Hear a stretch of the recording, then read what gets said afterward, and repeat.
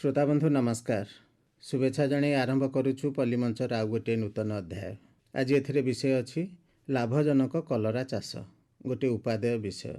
कारण आमे जानिछु परिबा मध्यरे कलरा गोटे स्वास्थ्य पक्षे उपकारी परिबा एवं व्यवसाय दृष्टिरू बजार रे यार मूल्य सबुबेले अधिका थाए। आमे एई निर्दिष्ट समय मध्यरे कलरा चाष को नै किछि आलोचना करिबा, जेमिति कि कलरा चाषर समय, चाष प्रणाली, रोगपोक, अमल एवं लाभर परिमाण इत्यादि विषय रे। एई आलोचना रे विशेषज्ञ भाबरे आम सह जे स्टूडियो रे उपस्थित अछंती से होचंती शुभश्री नंद, मंडल कृषि अधिकारी कटक। तांकु आजिर पल्लीमंच को स्वागत करिबा। मैडम नमस्कार। नमस्कार एवं श्रोता बंधु माननकु शुभेच्छा। मैडम प्रथमे कहिबे आमे जो विषय रखिछे लाभजनक कलरा चाष, आपनक दृष्टि रे आपण याकू लाभजनक किपरि कहिबे? आमे जानिछु हमर भारत हला गोटे कृषि प्राधान्य देश एवं ओडिशा राज्य मध्य कृषि प्राधान्य राज्य भाबे जणा अछि एवं आमर कृषि को सबुबेले प्राधान्य दिया जाउची। बेसी बेसी आमर चासी भाई माने आमर पनिपरिबा चाष करिबारे सबुबेले आग्रह रखि थांती एवं आमे भी देखिचु कि जेते आमे माछ मांस अंडा खाइले मध्य आमर पनिपरिबार जो पुष्टि शस्य हमकु मिले सेटा आमे आउ कोथ्रु पाई परिबुनी। तेणु करी आमे केमती आमर पनिपरिबा चाषटी को जदि आमे करूचे मार्केट रे सबुबेले पनिपरिबार चाहिदा रहिची, काहेकि ना आमर सब प्रकार पुष्टि शस्य हमकु पनिपरिबारु मिली थाए। ता भितरे आमे देखिबा कलरा तार गोटे निजर अलगा जगह बजाय रखिची, काहेकि तार औषधीय गुण जोगु ही गोटे स्वतंत्र जगह से तार बजाय रखिची। एटा आमर चासी मानक मध्यरे गोटे व्यवसायिक भितरे चाष पई आदृत लाभ करिची से। आज्ञा काहेकि ना ये चाषटी हला सब ऋतु रे आमे चाषटी को करि पारुचे। तेणु करी चासी भाई माने ताको भल से करी केमती लाभ करि परिबे एवं ता देहरु अधिक आमे लाभ पाई परिबा। काहेकि ना आपण माने जानिचंती एहार माने कंचा फलर रस आमर मधुमेह उच्च रक्तचाप थिबा रोगी को रोग निराकरण रे व्यवहार करा जाउची। एथिरे जो आमर पित्ता अंश अछि, पित्ता अंशटी आमर कलरा रे मेमोइसिन पे थाए, जोटा कि आमर रक्त सफा करिवारे सहाय्य करे। तेणु करी आमे कलराटी रो चाहिदा सबुबेले रहिची एवं आउरी बढ़ी बढ़ी चलीची। ने विभिन्न प्रकार कलरा को नेकी मेडिसिन औषध सबु तैयारी करा जाउची। मेनली आमर जो मधुमेह रोग जो अनुसार बढ़ी चलची से अनुसार कलरा रो चाहिदा भी बढ़ी चलची। आमर पूर्व पुरुष मानकडू कलरा चाष सबुआडे चली आसीची एवं तार चाहिदा मध्य सबुबेले रही आसीची। कलरा सह कलरा पतर भी व्यवहार करा जाए? आज्ञा कलरा पतर भी आमर व्यवहार करू। कलरा पतर को आमे छेची तार मध्य रसटी को आमे पी थाउ, जो थ्रु कि आमर रक्त सफा हुए। आमर रक्त रे जो थाए शर्करा अंश जो अधिका थाए सेटा कलरा रो रस द्वारा कमी थाए। तेणु करी आमे कलरा रो चाहिदाटा सबुबेले आमर अछि एवं आउरी मध्य रहिबो। से दृष्टिरू कलरा चाष निश्चय आम पई लाभजनक एवं लाभजनक। आपण कहले कलरा वर्षर सबु समय रे आमे बाजार रे देखुछु। ए चाष पई प्रकृत ऋतु कोन को समय रे चाष करा जाई परिबो? भल कथाटी पचारले। कलरा आमर तो मुख्यतः एक ग्रीष्म मंडलीय फसल होइथिले भी यह आमर विभिन्न प्रकार जलवायु रे चाष करा जाउची। तेबे आमे देखिबा आमर 25 डिग्री रु 35 डिग्री सेल्सियस तापमात्रा मध्य रे आमर मंजी माने भल से अंकुरित होई थाए एवं आमर जदि टेम्परेचर जदि कमी जाउची 8 डिग्री सेल्सियस तळु को जदि खसी जाउची किंबा आमर जदि 40 डिग्री सेल्सियस जदि ऊर्ध्वरे आमर टेम्परेचर टा रहुची ताहाले टिके अंकुरित होबारे टिके बाधा प्राप्त होई थाए। तेणु करी आमर प्राय फसलटी स्वाभाविक आमर वृद्धि और अमल अधिक अमल पाई कि आमे प्राय 25 डिग्री रु 30 डिग्री सेल्सियस तापमात्रा ता पाई कि आवश्यक कलरा चाष पाई। किंतु आमर तापमात्रा जते 18 डिग्री सेल्सियस रु कम रहिले फसलर वृद्धि बाधा प्राप्त होई थाए एवं हमको आशा अनुरूप आमर अमलटी आमर मिल न थाए। आउ तापरे कौन हुए ना आमर गछरे कम माई फूल रहुथिबारु अमल साधारणतः आमर कम हुए। तेणु करी आमर दिन छोट थिले गछ प्रति माई फूलर संख्या आमर अधिक रहे तथा प्रथम माई फूल अपेक्षाकृत तळ गंठीरु बाहरे। तेणुकरी कम तापमात्रा आमर 20 डिग्री सेल्सियस एवं छोट दिन गछर माई फूल धारण करिवारे शक्ति वृद्धि करि थाए। तेणुकरी आमे विशेष करी जलवायु और ऋतु प्रति जदि आमे लाभजनक कलरा चाष करूचे ताहले आमे एई सबु को दृष्टि रखिके कलरा चाषटी करिबा उचित। ए कलरा चाष पई आमे चारा व्यवहार करू ना मंजी व्यवहार करू? ଦେଖନ୍ତୁ ସବୁ ଚାଷର ଆମେ ଚାରା ବି ବ୍ୟବହାର କରିପାରିବୁ, ବିହନ ବି ବ୍ୟବହାର କରିପାରିବୁ। ଫସଲର ମୁଖ୍ୟ ଜିନିଷ ହେଲା ଆମର ବିହନ। ଆଜ୍ଞା ବିହନଟି ଯଦି ଆମର ଭଲ ଆମେ ପାଇଲୁ ତାହେଲେ ଆମର ଫସଲଟି ମଧ୍ୟ ଭଲ ଭାବରେ ଆମକୁ ଲାଭ ଦେଇପାରିବ। ତେଣୁକରି ଆମକୁ ସବୁବେଳେ ବିହନଟିକୁ ଭଲ ଭାବରେ ବାଛି ନେବାର ଅଛି ଏବଂ ଆମେ କେଉଁ ବିହନ ବ୍ୟବହାର କରିବା, ଆମେ ଉନ୍ନତମାନର ବିହନ ବ୍ୟବହାର କରିବା କି ଶଙ୍କର କିସମର ବିହନ ବ୍ୟବହାର କରିବା, ସେ ବିଷୟରେ ଆମେ ଠିକ୍ ଆମର ନଲେଜ ଥିବା ଦରକାର। କେଉଁ ବିହନ କେତେବେଳେ ବ୍ୟବହାର କରିବା, କାହାର କେତେବେଳେ ଲଗେଇବା ସମୟ, ସେସବୁକୁ ଆମେ ଜାଣି ରଖି ଆମେ ବିହନଟିକୁ ପ୍ରୟୋଗ କରିବା କଥା। ଏଇଠି ଆମେ ଚାଷୀ ଭାଇମାନଙ୍କୁ ଜଣାଇ ପାରିବା କି ଅଧିକ ଅମଳ କିସମ କେଉଁ ଗୁଡ଼ିକ, ସେମାନେ କେଉଁଠୁ ଏହାକୁ ସଂଗ୍ରହ କରିପାରିବେ? ଆମର ଦେଖନ୍ତୁ କଲରାର ଆମର ଦୁଇ ପ୍ରକାରର ବିହନ ଆସିବ। ଗୋଟେ ହେଲା ଉନ୍ନତ କିସମର, ଆଉ ଗୋଟେ ହେଲା ଶଙ୍କର କିସମର। ତେଣୁକରି ମୁଁ ଆପଣଙ୍କୁ କିଛିଟା ଶ୍ରୋତାବନ୍ଧୁ ଉନ୍ନତ କିସମର କଲରା ବିହନ ବିଷୟରେ କହିବି ଏବଂ ଶଙ୍କର ଜାତୀୟ ବିହନ ବିଷୟରେ ମଧ୍ୟ କହିବି। ଆଉ ତାର ଯୋଉ ଗୁଣ ରହିଛି ଆପଣ ଟିକେ ଧ୍ୟାନପୂର୍ବକ ଶୁଣନ୍ତୁ ଏବଂ ସେଗୁଡ଼ିକ କେମିତି ଲଗେଇବେ, ତାର ବିହନର ମାତ୍ରା କେତେ ଆମକୁ ଦରକାର ଫସଲ ପାଇଁ, ଦୃଷ୍ଟିକୋଣ ଦିଅନ୍ତୁ। ଆଜ୍ଞା ପ୍ରଥମେ ଆସିବା ଆମର ଉନ୍ନତ କିସମର।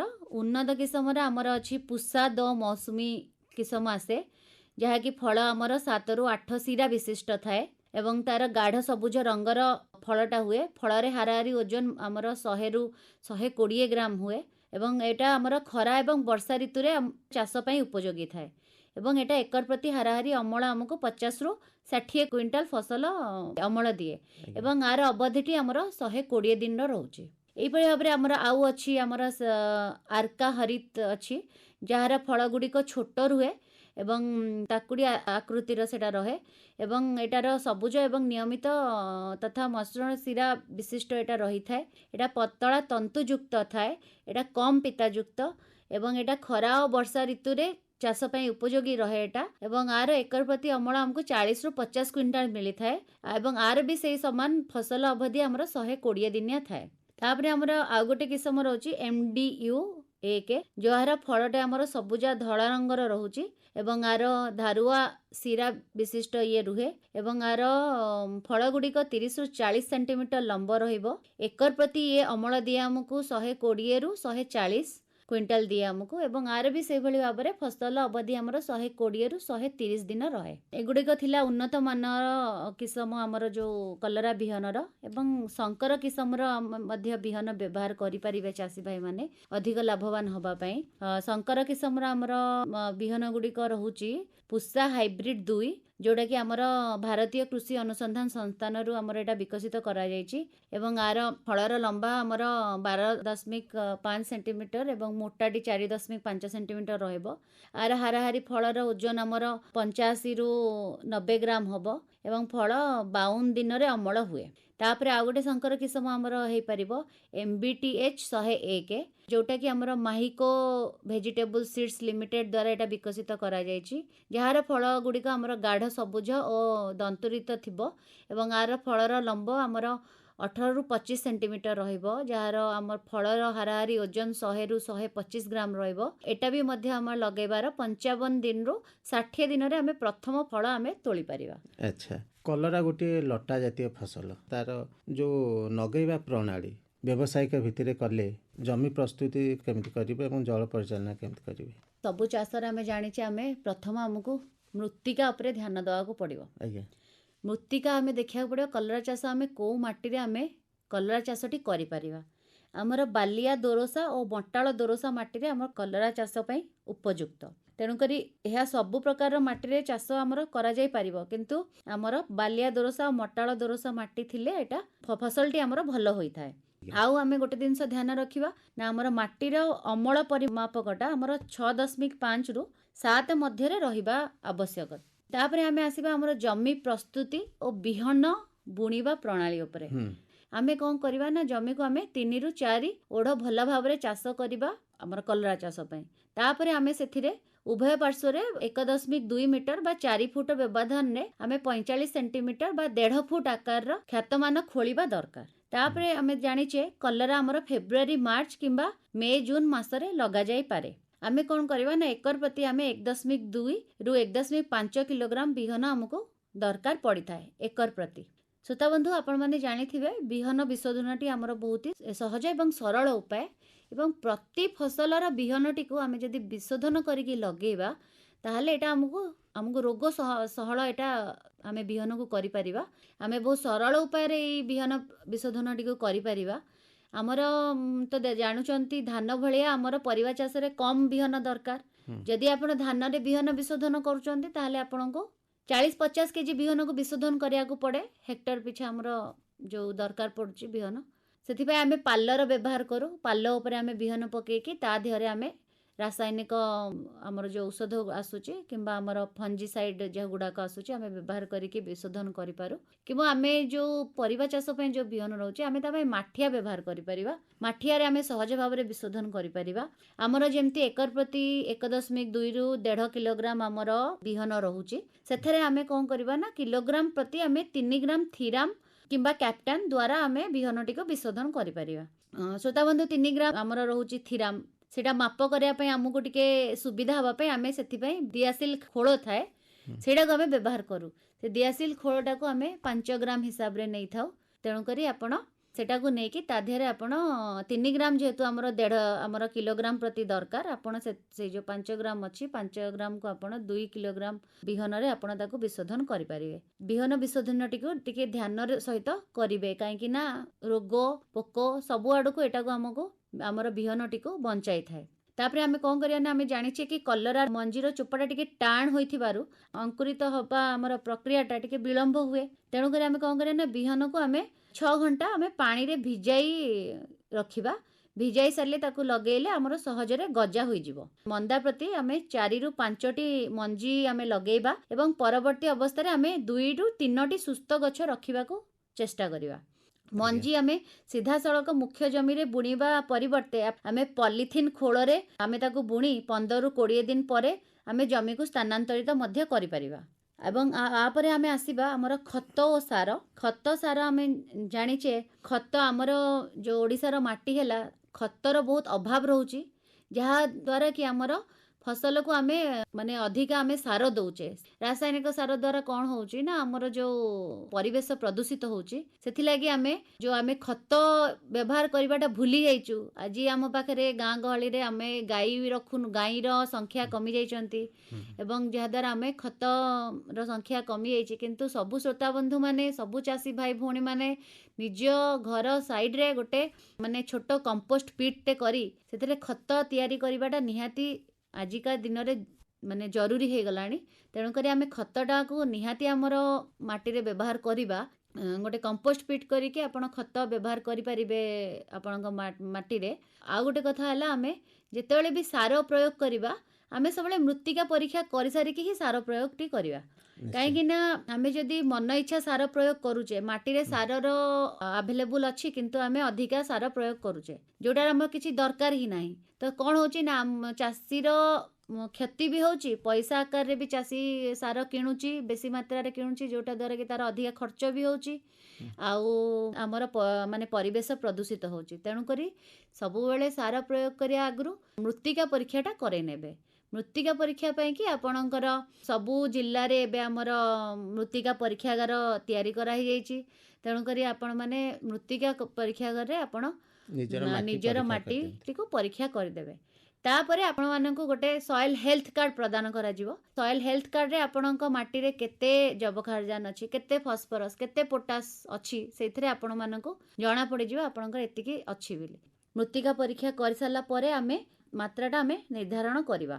ତେବେ ଯଦି ଆମେ ଖତ ନ ପକାଇବାଟା ଏତେ ସମ୍ଭବ ନ ହୋଇପାରୁଛି ତାହେଲେ ଆମେ କ'ଣ କରିବା ନା ଆମେ ଏକର ପ୍ରତି ଆମର 10 ଟନ୍ ସଢ଼ା ଗୋବର ଖତ ବ୍ୟବହାର କରିପାରିବା ଏବଂ 20 କିଲୋଗ୍ରାମ ଯବକ୍ଷାରଜାନ, 12 କିଲୋଗ୍ରାମ ଫସ୍ଫରସ୍ ଓ 20 କିଲୋଗ୍ରାମ ଆମେ ପୋଟାସଟାକୁ ବ୍ୟବହାର କରିବା ଉଚିତ। ତାପରେ ଆମେ ଜଳସେଚନ ଉପରକୁ ଆସିବା। ଜଳସେଚନ ଆମର କଲରା ଗଛର ଯେଉଁ ଚେର ରହୁଛି ସେଇଟା ମାଟିର ଉପର 60 ସେଣ୍ଟିମିଟର ଭିତରେ ହିଁ କେନ୍ଦ୍ରୀଭୂତ ହୋଇଥାଏ। ସେଥିପାଇଁ ଆମର କ'ଣ କରିବା ଉଚିତ ନା ଖରାଟିଆ ଫସଲରେ ଆମେ ପ୍ରତ୍ୟେକ 2ରୁ 3 ଦିନ ବ୍ୟବଧାନରେ ଜଳସେଚନ ପ୍ରୟୋଗ କରିବା ଉଚିତ। ତେଣୁକରି ବ୍ୟବଧାନ ରଖିକି ଆମେ ଜଳସେଚନ ଟିକେ କରିବା, ଆମେ ଭଲ ଫସଲ ପାଇପାରିବା। ତା ବାଦରେ ଆମେ ଆସିବା ଆମର ଅନାବନା ଘାସ କେମିତି ଆମେ ଦମନ କରିବା। ଅନାବନା ଘାସ ପାଇଁ ଆମର ଫସଲରେ ଆମର ଏକର ପ୍ରତି ଆମେ 2 ଲିଟର ଗ୍ଲାଇଫୋସେଟ୍ 41% SL ଧାଡ଼ି ମଧ୍ୟରେ ଆମେ ହୁଡ଼ ଲଗାଇ ତାକୁ ପ୍ରୟୋଗ କଲେ ଆମର ଯେଉଁ ଅନାବନା ଘାସ ରହିଛି ଆମେ ତାର ଦମନ ଆମେ କରିପାରିବା। ଅନାବନା ଘାସର ଦମନ ପରେ ଆମର କ'ଣ ହେବ ନା ଆମେ ଯେଉଁ ଜଳସେଚନ କରୁଛେ ଏବଂ ଆମେ ଯେଉଁ ସାର ପ୍ରୟୋଗ କରୁଛେ ତାର ଅଧିକରୁ ଅଧିକ ଲାଭ ଆମେ ପାଇପାରିବା। ତାପରେ ଆଉ ଗୋଟେ ମାନେ ମୁଖ୍ୟ ଉଦ୍ଦେଶ୍ୟ ରହୁଛି, ଯଦି ଚାଷୀମାନେ ବେଶୀ ଲାଭ କରିବାକୁ ଚାହୁଁଛନ୍ତି କଲରା ଚାଷରେ, ଆମେ ଫସଲରେ ହର୍ମୋନ୍ର ପ୍ରୟୋଗ ମଧ୍ୟ କରିପାରିବା। ଆମେ କେମିତି କରିବା ନା ଆମର ଗଛର ଯେଉଁ ଅଛି 2ରୁ 4 ପତ୍ର ଅବସ୍ଥା ଯେତେବେଳେ ଥିବ ଆମେ ଇଥେରେଲ୍ ଆମେ 25 ppm ମାତ୍ରାରେ ଫସଲରେ ସିଞ୍ଚନ ଆମେ କଲେ କ'ଣ ହେବ ନା ଆମର ମାଇ ଫୁଲ ଧାରଣ ଶକ୍ତିଟା ବୃଦ୍ଧି ପାଇଥାଏ। ଏବଂ ଆମେ ଯଦି ଜିବର୍ଲିକ୍ ଏସିଡ୍ 60 ppm ମାତ୍ରାରେ ଆମେ ଯଦି ପ୍ରୟୋଗ କଲେ ମଧ୍ୟ ଆମର ଅଣ୍ଡିରା ଫୁଲର ସଂଖ୍ୟାଟା ହ୍ରାସ ପାଇଥାଏ। ଆଉ ଗୋଟେ ହେଉଛି ଆମର ମାଲିକ୍ ହାଇଡ୍ରାଜାଇଡ୍ 150ରୁ 200 ppm ମାତ୍ରାରେ ଆମର ଯଦି 2 ପତ୍ର ଅବସ୍ଥାରେ ଆମେ ପ୍ରୟୋଗ କଲେ ବି ଆମର ଗଛର ତଳ ଗଣ୍ଠିରେ ମାଇ ଫୁଲ ଆସିଥାଏ। ତେଣୁକରି ଆମେ ହର୍ମୋନ୍ର ପ୍ରୟୋଗ ଦ୍ୱାରା ବି ଆମେ ମାଇ ଫୁଲର ବୃଦ୍ଧି କରିଥାଇପାରୁ ଏବଂ ଆମେ ସେଟାକୁ ଚାଷୀ ଭାଇମାନେ ଲାଭ ପାଇପାରିବେ। କଲରା ଫସଲରେ ରୋଗ ପୋକ ପରିଚାଳନା କରିବା କେମିତି, ଏ ବିଷୟରେ ବି ଚାଷୀ ଭାଇମାନଙ୍କୁ ଟିକେ ଧାରଣା ଦେବେ। ଦେଖନ୍ତୁ, ସବୁ ଚାଷ ଭଳି ଆମର କଲରା ଚାଷରେ ମଧ୍ୟ ଆମର ରୋଗ ପୋକ ଲାଗିବାର ବହୁତ ସମ୍ଭାବନା ରହିଛି। ତେଣୁକରି ଆମେ ରୋଗ ପୋକ ପରିଚାଳନା ଯଦି ଠିକ୍ ଭାବେ ନ କରିବା ତାହେଲେ ଆମର ଲାଭ ହୁଏତ କମି ଯାଇପାରେ। ତେଣୁକରି ଆମେ ରୋଗ ପୋକ ପରିଚାଳନାଟାକୁ ଭଲସେ କରିବା ଉଚିତ। ଏବଂ ଆମେ ଦେଖିବା ଯଦି କଲରା ଚାଷର ଆମର କୀଟ ଭିତରେ ଆମେ ଦେଖିବାକୁ ଗଲେ ଆମର ଫଳ ମାଛିଟା ହେଉଛି ମୁଖ୍ୟ କୀଟ। ତେଣୁକରି ତାର ଆମେ କେମିତି ଆମେ ସମନ୍ୱିତ ପରିଚାଳନା କରିବା ସେ ବିଷୟରେ ଆମେ ଟିକେ ଆଲୋଚନା କରିବା। ଆମେ କ'ଣ କରିବା ନା ଆମେ ହେକ୍ଟର ପ୍ରତି ଆମେ 20 ଗୋଟି ଫେରୋମୋନ୍ ଜନ୍ତା ଆମେ ବସେଇବା। ଆଜିକାଲି ମାର୍କେଟରେ ଆପଣମାନେ ଜାଣୁଥିବେ ସବୁ ପ୍ରକାରର ଜନ୍ତା ଆମର ଆସୁଛି। ତା ଭିତରୁ ଫେରୋମୋନ୍ ଜନ୍ତା ମଧ୍ୟ ଗୋଟିଏ ଜନ୍ତା ଯେଉଁଠିକି ଆମେ 20 ଗୋଟି ଆମେ ହେକ୍ଟର ପ୍ରତି ଲଗାଇଲେ ଆମେ ଫଳ ମାଛିରୁ ଆମେ କିଛି ମାତ୍ରାରେ ମୁକ୍ତି ପାଇପାରିବା। ଏବଂ ଆମେ ଯେତେବେଳେ ଆମର ଫଳଟି ଆରମ୍ଭ ହେଉଛି ସେତେବେଳେ ଆମେ ଫଳ ମାଛି ଜନ୍ତାଟିକୁ ଆମେ ବସେଇ ଦେବା। ତା ବାଦରେ ଯଦି ଆମେ ରାସାୟନିକ ପଦ୍ଧତିକୁ ଯିବା ତାହେଲେ ଆମେ 20 ମିଲିଲିଟର ଆମର ମାଲାଥିଅନ୍ ପ୍ଲସ୍ ଆମେ 20 ଗ୍ରାମ ଗୁଡ଼କୁ 20 ଲିଟର ପାଣିରେ ଆମେ ଯଦି ଏଇ ମିଶ୍ରଣଟିକୁ କରି ଆମ ଫସଲ ଜମିରେ ଆମେ ତାକୁ ମାଟି ପାତ୍ରରେ ଆମେ ରଖିଦେବା ତାହେଲେ ଆମେ ବି ଫଳ ମାଛିରୁ ବହୁତ ମାତ୍ରାରେ ମୁକ୍ତି ପାଇପାରିବା। ତାପରେ ଆମେ ଆସିବା ରୋଗ ପରିଚାଳନା ଉପରେ। ଆମର କଲରାରେ 2ଟି ରୋଗ ମୁଖ୍ୟତଃ ଲାଗିଥାଏ। ଗୋଟେ ହେଲା ପାଉଁଶିଆ ରୋଗ ଏବଂ ଆଉ ଗୋଟେ ହେଉଛି ଆମର ମୋଜାଇକ୍ ରୋଗ। ପାଉଁଶିଆ ରୋଗଟି କ'ଣ ହୁଏ ନା ଆମର ରୋଗର ଲକ୍ଷଣ ଗୁଡ଼ିକ ହେଲା ପାଉଁଶିଆ ରୋଗର ଆମର କ'ଣ ହୁଏ ନା ପୁରୁଣା ପତ୍ର ଉପରେ ଆମର ଧଳା ରଙ୍ଗର ପାଉଁଶ ପଡ଼ିଲା ଭଳି ଦେଖାଯାଇଥାଏ। ଏହା କ୍ରମରେ ଆମେ କ'ଣ ହୁଏ ନା ଆକାରରେ ଆମର ଗୋଟେ କ୍ରମରେ ସେଟା ବଢ଼ିଥାଏ ଏବଂ ପରସ୍ପର ସହିତ ସେମାନେ ମିଶି ଯାଇଥାନ୍ତି। ତେଣୁକରି ଅଧିକ ମାତ୍ରାରେ ଆମର ଯଦି ଆକ୍ରାନ୍ତ ପତ୍ର ହେଉଥାଏ ତାହେଲେ ସେଟା ବାଦାମୀ ଦେଖାଯାଏ, ଲୋଚା କୋଚା ହୋଇଯାଇଥାଏ। ତେଣୁକରି ଆମେ କବକ ପତ୍ର କାଣ୍ଡ ଓ ଫଳକୁ ଆକ୍ରମଣ ମଧ୍ୟ କରିଥାଏ। ଏଇଟା ଆମର ପାଉଁଶିଆ ରୋଗରେ ଆମେ ଏଇସବୁ ଲକ୍ଷଣ ଗୁଡ଼ିକ ଦେଖିବାକୁ ପାଇଥାଉ। ଏବଂ ଆମେ ଯଦି ମୋଜାଇକ୍ ରୋଗ ହେଉଛି ସେ ମୋଜାଇକ୍ ରୋଗର ଲକ୍ଷଣ ଗୁଡ଼ିକ ହେଉଛି ଆମର ଦେଖିବେ ପତ୍ରର ଆମର 2 ଶିରା ମଝି ଅଂଶରେ ଦାଗ ଦେଖାଯିବ ଏବଂ କଅଁଳ ପତ୍ରର ଧାର ଯେଉଁ ରହୁଛି ସେଟା ଆମର ଢେଉ ଢେଉକା ହୋଇଯାଇଥିବ ଓ ପତ୍ର ଉପରେ ସବୁଜ ପଟି ପଟି ଦେଖାଯିବ। ତେଣୁକରି ଆମେ କ'ଣ କରିବା ନା ରୋଗ ଆକ୍ରାନ୍ତ ଯେଉଁ ଗଛ ଗୁଡ଼ିକ ଅଛି ଅଳ୍ପ ଫୁଲ ଆସିବ ଓ ଫଳ ଆମର ଯଥେଷ୍ଟ କମିଯିବ ଆମର। ତେଣୁକରି ଆମେ ତାର ପରିଚାଳନାଟିକୁ କେମିତି କରିବା ନା ଏଇ ରୋଗ ଆମର ଗୋଟେ କୀଟ ଦ୍ୱାରା ବାହିତ ହୋଇଥାଏ। ତେଣୁକରି ଆମେ ସେ କୀଟଟିକୁ ଯଦି ନଷ୍ଟ କରିଦେବା ତାହେଲେ ଆମର ଏଇ ରୋଗଟି ଆକ୍ରାନ୍ତ ହେବ ନାହିଁ। ତେଣୁ ସେ କୀଟ ନଷ୍ଟ କରିବା ପାଇଁ ଆମେ ପ୍ରତି 15 ଲିଟର ପାଣିରେ ଆମେ 5 ଗ୍ରାମ ହିସାବରେ ଥାୟୋମେଥୋକ୍ସାମ୍ 25% ମିଶାଇ ଆମେ ସିଞ୍ଚନ କରିବା ଫସଲରେ। ତାହେଲେ ଆମେ ସେ କୀଟଟିକୁ ଆମେ ପରିଚାଳନା କରିପାରିବା ଏବଂ ଆମେ ଏଇ ରୋଗକୁ ମଧ୍ୟ ପରିଚାଳନା କରିପାରିବା। এই କଲରା ଚାଷ ବିଷୟରେ ଅଧିକା କିଛି ଜାଣିବା ପାଇଁ ସାଧାରଣତଃ ଚାଷୀମାନେ କାହା ସହିତ ଯୋଗାଯୋଗ କଲେ ଏ ବିଷୟରେ ଅଧିକା ଜାଣିପାରିବେ? ଶ୍ରୋତାବନ୍ଧୁ, ଆମର ସବୁ ବ୍ଲକରେ ଯେଉଁ ସହକାରୀ ଉଦ୍ୟାନ ଅଧିକାରୀମାନେ ରହୁଛନ୍ତି ସେମାନେ ତାଙ୍କ ପାଖରେ ଯାଇକି ସବୁ ପ୍ରକାରର ସ୍କିମ୍ ବିଷୟରେ ହେଉ କିମ୍ବା ରୋଗ ପୋକ ପରିଚାଳନା ବିଷୟରେ ହେଉ ସେମାନେ ଯାଇକି ତାଙ୍କ ପାଖରୁ ସଂଗ୍ରହ କରିପାରିବେ, ଆଲୋଚନା କରିପାରିବେ। ଆମର ଗ୍ରାମ ପଞ୍ଚାୟତ ଲେବୁଲରେ ହର୍ଟିକଲଚର ଏକ୍ସଟେନସନ ୱାର୍କର ରହୁଛନ୍ତି, HEW ମାନେ ରହୁଛନ୍ତି, ସେମାନେ ତାଙ୍କୁ ମଧ୍ୟ ନିଜର ପରାମର୍ଶ ନେଇପାରିବେ, ତାଙ୍କର ନିଜର ପ୍ରୋବ୍ଲେମ କହିପାରିବେ ଏବଂ ସହଜ ଉପାୟରେ ତାଙ୍କଠୁ ଆଲୋଚନା କରିପାରିବେ। ଏଇ କଲରା ଚାଷ ପାଇଁ ଜଣେ ଚାଷୀ ଯଦି ବ୍ୟବସାୟିକ ଭିତ୍ତିରେ ଚାଷ କରେ ତାହେଲେ ତାର କେତେ ଟଙ୍କା ଖର୍ଚ୍ଚ ହେବ ଏବଂ କେତେ ଲାଭ ପାଇପାରିବ ଆପଣ ଭାବୁଛନ୍ତି? ଦେଖନ୍ତୁ, ଆମର କଲରା ଚାଷଟି ଲାଭ, ମୁଁ ଯେଉଁ ପ୍ରଣାଳୀ ଗୁଡ଼ା କହିଲି, ଯଦି ଗୋଟେ ଚାଷୀ ସେ ଯଦି ଭଲସେ ଏଇ ଚାଷ କରିବେ ତାହେଲେ ସେ ନିଶ୍ଚୟ ଭାବରେ ଲାଭ ପାଇବେ। ଏବଂ ଆମେ ଜାଣିଛେ ଆମର କିସମ, ଋତୁ, ମୃତ୍ତିକା ଓ ପରିଚାଳନା ବ୍ୟବସ୍ଥା ଉପରେ ହିଁ ଆମର ନିର୍ଭର କରେ ଫସଲଟି, ଯେଉଁଟାକି ଆମେ 45ରୁ 55 ଦିନ ମଧ୍ୟରେ ଆମର ଫୁଲ ଆସିବାଟା ଆରମ୍ଭ ହୋଇଯାଇଥାଏ ଏବଂ ବୁଣିବାରୁ ଆମର 60ରୁ 70 ଦିନ ମଧ୍ୟରେ ଆମ ପ୍ରଥମ ଅମଳ ଆମକୁ ମିଳିଥାଏ। ଆଜ୍ଞା। ତେଣୁକରି ସ୍ୱଳ୍ପ ବ୍ୟବଧାନରେ ନିୟମିତ ଅମଳ ଆମେ କଲେ ଉତ୍ପାଦନର ବୃଦ୍ଧି ପାଇଥାଉ ଆମେ। ତେବେ ଯଦି ଅମଳ ଅନିୟମିତ ହେଲେ ଆମେ ପରବର୍ତ୍ତୀ ଅବସ୍ଥାରେ ଫଳର ବୃଦ୍ଧି ତଥା ଫସଲର ଉତ୍ପାଦନ ଆମର ବାଧାପ୍ରାପ୍ତ ହୋଇଥାଏ। ତେଣୁକରି ଫଳର ସାଇତା ଶକ୍ତି ବୃଦ୍ଧି ପାଇଁ ଅମଳ ପରେ ଆମେ ତାକୁ ପଲିପ୍ରପିଲିନ ଖୋଳରେ ଆମେ ତାକୁ ରଖିବା ଉଚିତ। ଆଉ ଯଦି ଆମେ ଦେଖିବା କଲରା ଫସଲ ପାଇଁକି ଯଦି ଆମେ ହେକ୍ଟର ପିଛା ଆମେ ଯଦି 25ରୁ 30 ହଜାର ଟଙ୍କା ଯଦି ଆମେ ଖର୍ଚ୍ଚ ଆମର ପଡ଼ୁଛି, ସବୁ ମିଶେଇକି ମୋଟ ମିଶେଇକି ଆମର ବିହନ ଦର ମିଶେଇଲା, ଆମର ସାର ଦର ମିଶିକି ଆମର ଯଦି ଖର୍ଚ୍ଚ ପଡ଼ିଯାଉଛି ଆମକୁ 25ରୁ 30 ହଜାର, ତାହେଲେ ଲାଭ ଆମେ ପାଇପାରିବୁ 120ରୁ 130-40 ହଜାର ପର୍ଯ୍ୟନ୍ତ ଆମକୁ ଲାଭ ମିଳିପାରିବ। ଶେଷରେ ଏଇ ଚାଷ ପାଇଁ ଆପଣ ଚାଷୀମାନଙ୍କୁ କ'ଣ ପରାମର୍ଶ ଦେବେ? ଶୁଣନ୍ତୁ ଶ୍ରୋତାବନ୍ଧୁ, ଆମର ଚାଷ କମି କମି ଆସୁଛି, ତେଣୁକରି ମୁଁ ବି ଶ୍ରୋତାବନ୍ଧୁମାନଙ୍କୁ ମୋର ଗୋଟେ ଅନୁଗ୍ରହ ରହିବ କି ଆମେ ଚାଷଟିକୁ ନ ଛାଡ଼ି କେମିତି ଉନ୍ନତମାନର ଚାଷ ପ୍ରଣାଳୀ ଅପନେଇକି ଆମେ କେମିତି ଚାଷଟିକୁ ଆଗକୁ ବଢ଼େଇବା, ଲାଭ କରିବା ଚାଷରୁ। ବିଭିନ୍ନ ଆମର ଯେଉଁ ଟେକ୍ନୋଲୋଜି ଆସୁଛି ସବୁ ଚାଷ ପାଇଁକି, ଆମର ଜଳସେଚନ ପାଇଁକି ଆମର ଡ୍ରିପ୍ ଇରିଗେସନ୍, ସ୍ପ୍ରିଙ୍କଲର ଇରିଗେସନ୍ର ମଧ୍ୟ ସୁବିଧା ଆସୁଛି, ତାକୁ ବି ଚାଷୀ ଭାଇମାନେ ତା'ର ସୁବିଧା ମଧ୍ୟ ନେଇପାରିବେ ଏବଂ ଜଳସେଚନର ଖର୍ଚ୍ଚଟିକୁ କମେଇ ପାରିବେ। ଆଉ ମୁଁ ଯେମିତି କହିଥିଲି ବିହନ ବିଶୋଧନ କରିବେ, ମୃତ୍ତିକା ପରୀକ୍ଷା କରିକି ହିଁ ସାର ପ୍ରୟୋଗ କରିବେ। ଏଇସବୁକୁ ଦୃଷ୍ଟିରେ ରଖିକି ଯଦି ଚାଷଟିକୁ କରନ୍ତି ତାହେଲେ ନିଶ୍ଚୟ ଭାବରେ ଆମର ଚାଷୀ ଭାଇମାନେ ଲାଭରେ ରହିବେ ଏବଂ ଆଗକୁ ମଧ୍ୟ ଚାଷ ପାଇଁ ତାଙ୍କର ଆଗ୍ରହଟି ମଧ୍ୟ ବଢ଼ିକି ରହିବ। ଏବଂ ତାଙ୍କୁ ଦେଖିକି ଆମର ଯେଉଁ ନବପିଢ଼ି ଯେଉଁମାନେ ଚାଷ କେତେଜଣ ଚାହୁଁନାହାନ୍ତି ଆଉ ଚାଷ କରିବା ପାଇଁ, ଏଇ ଜିନିଷ ସବୁଠୁ ସେମାନେ ନିହାତି କିଛି ଇନ୍ସପିରେସନ୍ ନେଇକି ସେମାନେ ଚାଷଟିକୁ ଆଗେଇ ନେବେ। ଏଇଠି ମୁଁ ଗୋଟେ କଥା କହିବାକୁ ଭାବୁଛି ଯେ କଲରା ଗୋଟେ ଭଲ ପରିବା ହିସାବରେ ଆମେ ଜାଣିଛୁ ଏବଂ ସ୍ୱାସ୍ଥ୍ୟ ପକ୍ଷେ ଏହା ବହୁତ ଉପକାରୀ, ଆପଣ ବି ଆଗରୁ କହିସାରିଛନ୍ତି।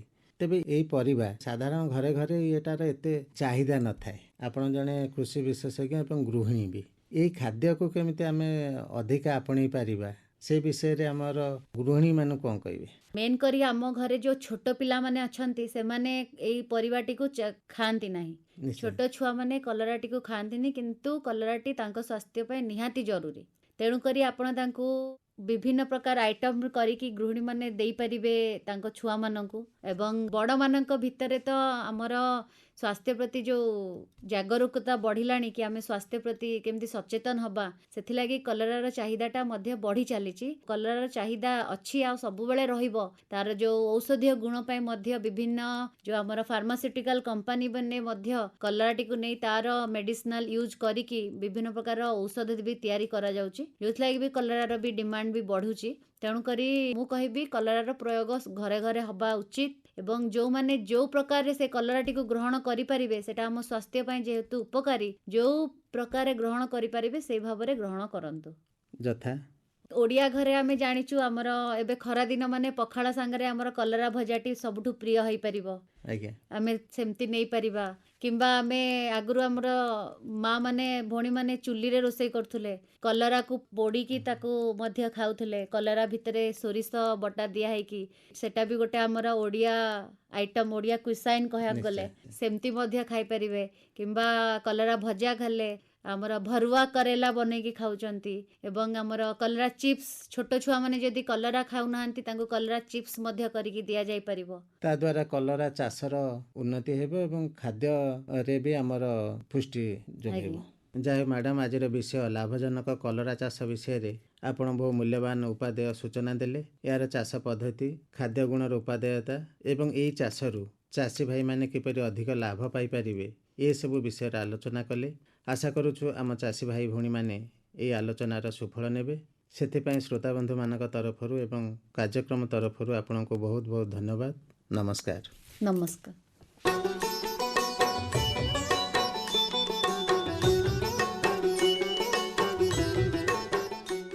ଶୁଣୁଥିଲା ଆଲୋଚନା ଲାଭଜନକ କଲରା ଚାଷ। ବିଶେଷଜ୍ଞ ଥିଲେ ଶୁଭଶ୍ରୀ ନନ୍ଦ। ତାଙ୍କ ସହ କାର୍ଯ୍ୟକ୍ରମରେ ଭାଗ ନେଇଥିଲେ ସୁଭାଷ ଚନ୍ଦ୍ର ନାୟକ। ବିଶେଷଜ୍ଞଙ୍କ କହିବା ଅନୁସାରେ ଆମେ କଲରା ଚାଷ କରିବା, ନିଜେ ଜୈବିକ ସାର ପ୍ରସ୍ତୁତ କରି ପ୍ରୟୋଗ କରିବା, ସଠିକ୍ ରୋଗ ପୋକ ଓ ଜଳ ପରିଚାଳନା କରିବା, ତେବେ ଯାଇ କଲରା ଚାଷରୁ ଆମେ ଭଲ 2 ପଇସା ଲାଭ ପାଇପାରିବା। କଲରା ଚାଷରେ ଲାଭ ପ୍ରବଳ, ପୁଣି ଖାଇଲେ ରହିବା ସୁସ୍ଥ ସବଳ।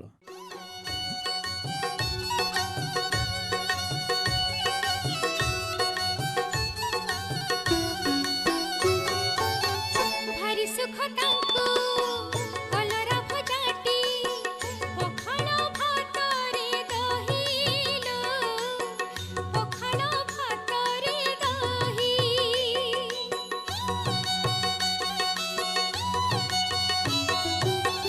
ଯେତେ ଥର ଦେଲେ ମନା କରନ୍ତିନି, ସବୁ ତ ଦିଅନ୍ତି ଖାଇଲୋ, ସବୁ ତ ଦିଅନ୍ତି ଖାଇ। ବଳେଇ ବଳେଇ ଖାଇବାକୁ କହେ, ବଳେଇ ବଳେଇ ଖାଇବାକୁ କହେ, ବସିଥାଏ ପାଖ ମାଡ଼ି ବଉଳଲୋ, ବସିଥାଏ ପାଖ ମାଡ଼ି, ବସିଥାଏ ପାଖ ମାଡ଼ି। କଲରା ମାଡ଼ିଲା ରଞ୍ଜ ଦେଇଥିଲି, ଯତନରେ କଲି ଭାଡ଼ି ବଉଳଲୋ, ଯତନରେ କଲି ଭାଡ଼ି, ଯତନରେ କଲି ଭାଡ଼ି, ଯତନରେ କଲି ଭାଡ଼ି। କାର୍ଯ୍ୟକ୍ରମ ସମ୍ପର୍କରେ ମତାମତ ଲେଖି ଚିଠି ଦେବେ। ସ୍ୱାସ୍ଥ୍ୟର ଯତ୍ନ ନେବେ। ଅଂଶୁଘାତ, ଖରା ଏବଂ କାଳବୈଶାଖୀ ପବନ ବର୍ଷା ପ୍ରତି ସତର୍କ ରହିବେ। ଆଜି ପାଇଁ ଏତିକି। ରହୁଛୁ। ନମସ୍କାର।